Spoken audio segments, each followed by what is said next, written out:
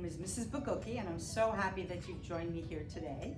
This is a watercolor workshop class, and I'm hoping what I have to share with you today will help you create a wonderful masterpiece and for you to enjoy it. That's the most important thing.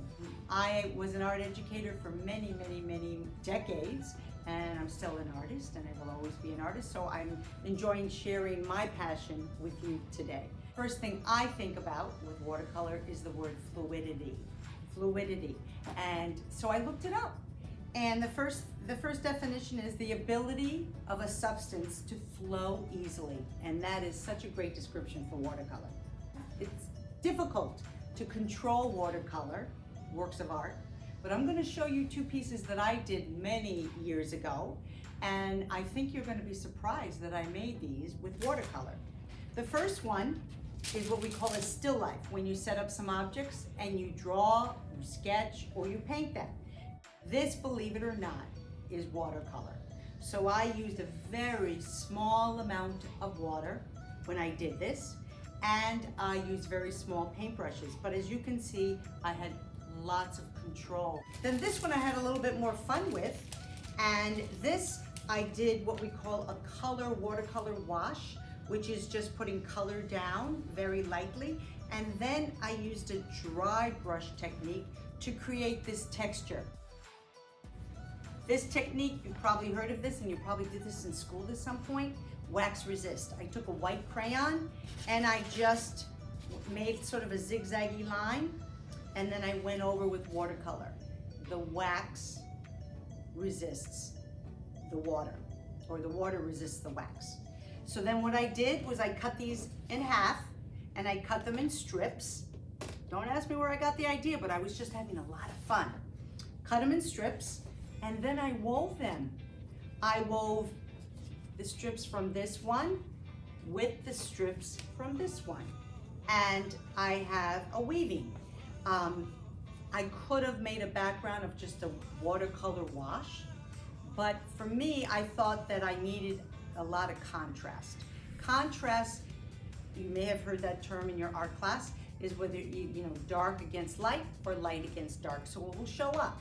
So this weaving shows up really nicely with this dark magenta background. I did all of this with crayon, and then I put a watercolor wash over it, and it filled in all the little nooks and crannies. So I have a complete work of art here. I want to show you, oh, look at that nice rich yellow. Because this is an opaque one, okay? This is an opaque set. So let's go to a regular set of watercolors, basically like this one. This is like what you might have. Again, using the side of the brush, and in your head, counting to 20, gentle. Never like this. You're gonna destroy your brushes too. That's basically, and you're really not gonna get the color on your paintbrush. So sideways, and if it's not dark enough, that tells you have to spend a little bit more time gently in circular motions on the watercolor cake. I love when one color bleeds into the other. I just love that. I mean, the fluidity is just a wonderful quality, you know, that we're fortunate to experience with watercolor.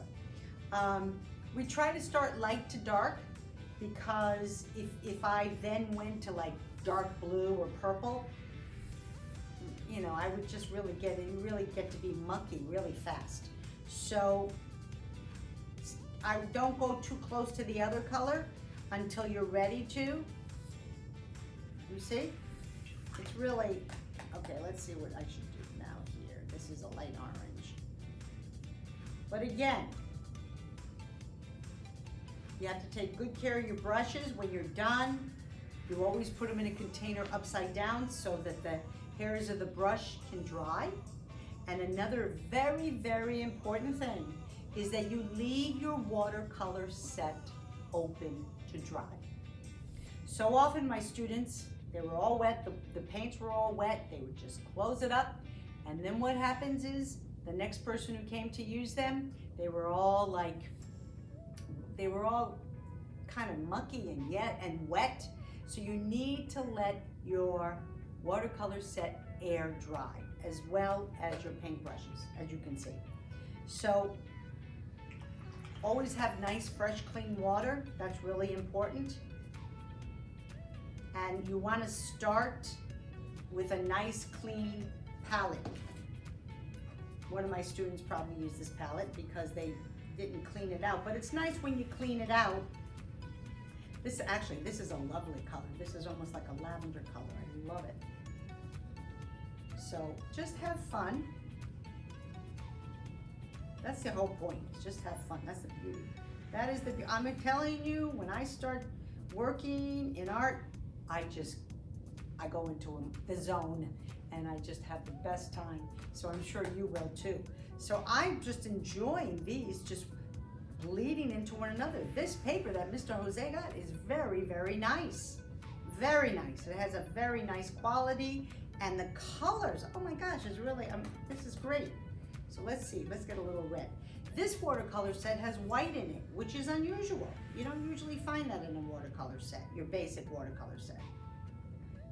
As you can see, now you don't always have to paint on the side with the side of the paintbrush. You can do this too. Okay, let's make some lines. Let's see what happens with that. First I gotta get some color.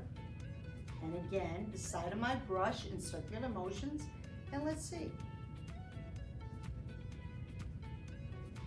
You don't always have to paint color washes. Now, this is gonna be fun. I'm gonna take yellow. And if you don't have enough water, go back in with the water. Wanna make sure you get color on that brush, and I'm gonna go right over that. That's a very fun technique. Then what I like to do is I like to let that dry, and I'm going to talk to you about dry brush technique. Now, I don't think I mentioned this, but it's always important to make sure your paintbrushes are wet first. Oftentimes they look clean, but when you put them under water, guess what? You will see the water turn a different color. So always take your brushes, go under the sink, put some water in a container, and you will see that they're not really clean. So it's important you always have a clean brush and they're wet. Now, dry brush technique, just as the name, dry brush. However, you don't just take a brush and start painting with it. You do have to wet it. And what we do is, I always have paper towels handy, is I dry it a little bit like this. I dry it a little bit, and then I dip it in the color I want. And the dry, actually that wasn't, did I put that color?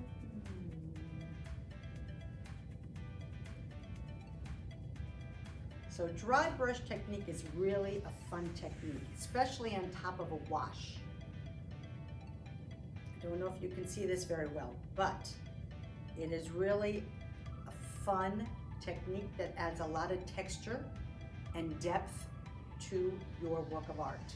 Oh, I love this paper. It's fabulous. Really, really, really fabulous. So if you can see, I'm just very gently, you're not going boom, boom, boom on the paper, just gently creating texture. Really a great technique. Now I'm going to go to a different color. However, I'm going to wet that color with a different brush. I'm going to use this blue here. Oh, I'm going to use it on the tray because it's already on the tray. So I'm going to go like this. Always, artists mix their colors. They just don't really go from the palette to the paper. So I'm going to go like this. And I'm going to put this on the green. You probably can see this better. Do you see?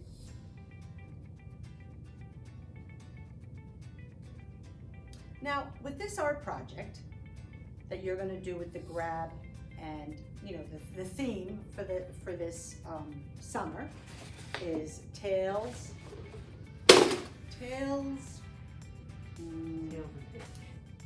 and tails. Okay, so we want you to have fun with this. We want you to enjoy yourself. You can just do paintings with experimenting with watercolor, or you can go outside, inside, and be inspired by something that you see in front of you. So the possibilities are endless. So here I am going back to the green. Oh, that's fun. That is fun. I mean, it's just great. Great fun. You're gonna get a wonderful little container here, and inside, you're gonna have your own watercolor set and paintbrush. So you are all set. And I wish you a wonderful experience with watercolor.